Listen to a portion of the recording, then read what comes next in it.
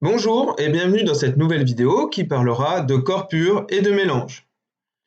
Tout d'abord, quelques définitions.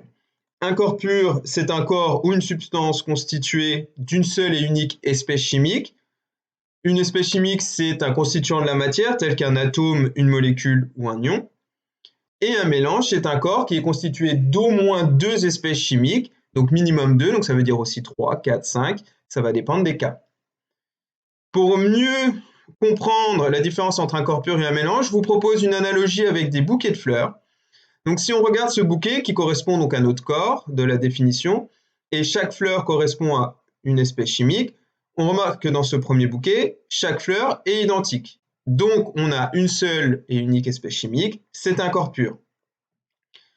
Dans ce deuxième bouquet, on voit qu'on a différents types de fleurs, 3 au total, donc plusieurs espèces chimiques, donc on a un bouquet qui est un mélange.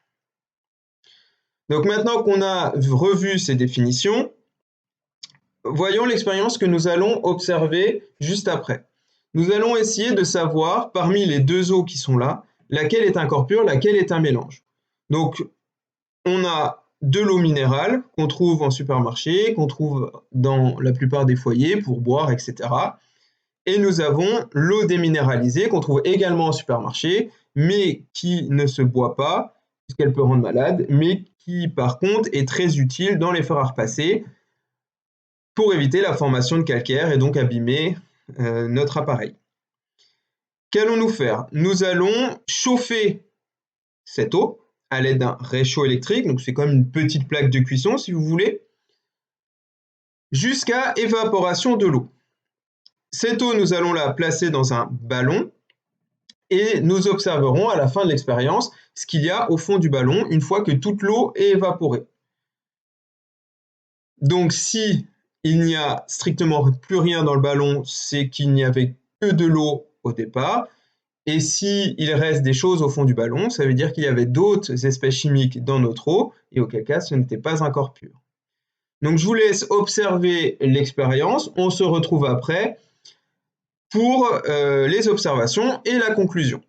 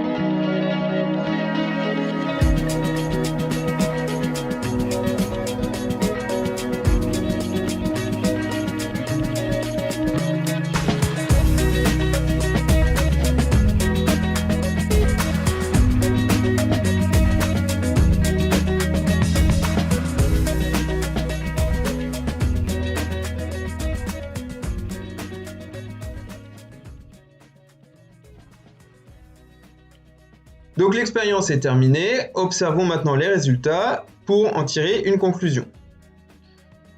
Donc nous observons que pour l'eau déminéralisée, il n'y a strictement rien au fond du ballon.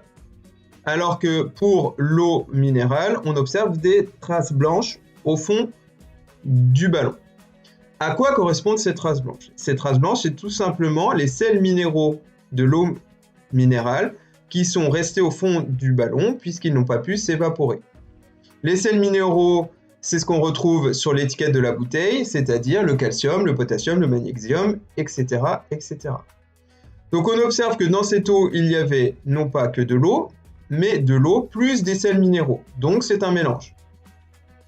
L'eau déminéralisée, quant à elle, comme son nom l'indique, c'est une eau dans laquelle on a enlevé tous les sels minéraux. Donc c'est pour ça qu'à la fin de l'expérience, on n'observe strictement rien au fond du ballon. Donc cette eau, elle est constituée uniquement d'eau, donc c'est un corps pur. Voilà pour cette vidéo, j'espère qu'elle vous a permis de mieux comprendre la différence entre un corps pur et un mélange. grâce à la petite analogie de début et grâce à cette expérience sur l'eau. Je vous dis à la prochaine et je vous souhaite bonne révision.